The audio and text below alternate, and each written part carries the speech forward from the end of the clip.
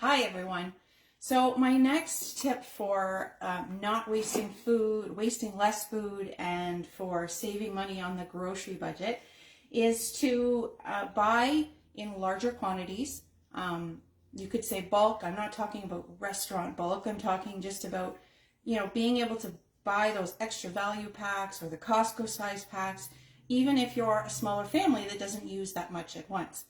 So what I do is when pork loin goes on sale, for example, I buy a couple of them and cut them up into chops and, leave maybe one nice end piece of each to have a small roast, and then cuts them up into chops and then cuts them up into small pieces for doing a stir fry or for whatever. So this, for example, is one of my good freezer containers that comes in a set of 3 to stack to conserve space.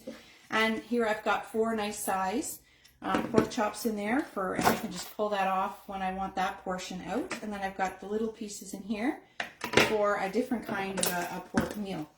So and then I buy the frozen fruit in the giant bag, but those resealable bags I don't find reseal properly, certainly not after multiple uses. We use them for smoothies all the time, so I just put them in the freezer container. I actually sometimes keep a scoop in there so I can just scoop out what it is that I want at once. And here's another one with more pork chops. This one had more to begin with, and I have them layered in there, and with some parchment paper in between, and I just pulled out what I wanted. So there's that, and these are empty ones just to show you a little bit about what makes a good freezer container. So not all plastic containers are made equal. Not all of them will really work well in the freezer for a couple of reasons. Most get really, really rigid in the freezer and they get brittle, and if you were to bang them against something else or drop them or whatever, they would break and crack, and then you have no more container, and worse, your food might be spoiled because it might have pieces of shards or be all over the floor or whatever the problem is. So these containers are Tupperware. They're the freezer mates, and they're super flexible. So are the lids, and the lids stay on super tight even as the nice seal. While I'm talking, I can't do that at the same time. But they're a nice seal that stays sealed in when they contract and expand as the food is freezing or thawing, depending on the case.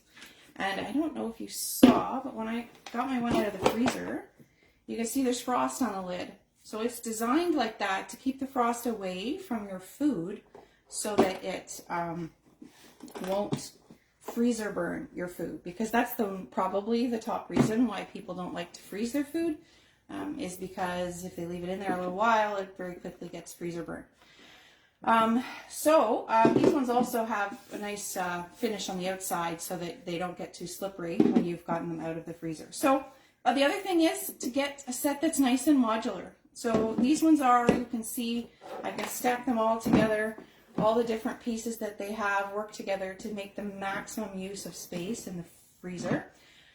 This one, it looks super small, but it actually does fit a pound of ground beef once you've cooked it and drained it. So this is really great to be able to pull out for a recipe a pound of ground beef when I've bought it in bulk and cooked it in advance all together, and I want to just pull out one.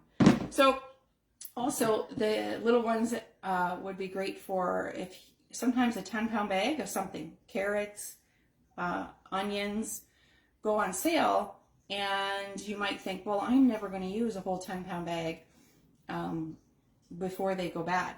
So we've already talked about how to keep produce fresh as long as possible in one of my previous videos, but this will mean that you could chop up any of these sizes depending on how much you expect to get out at once.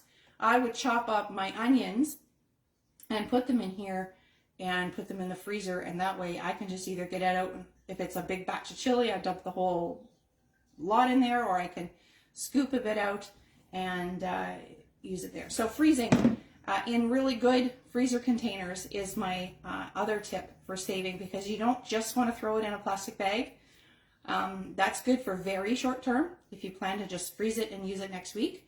But if you plan to keep it any longer than that, your freezer, especially when you're moving things around, they can get holes in them.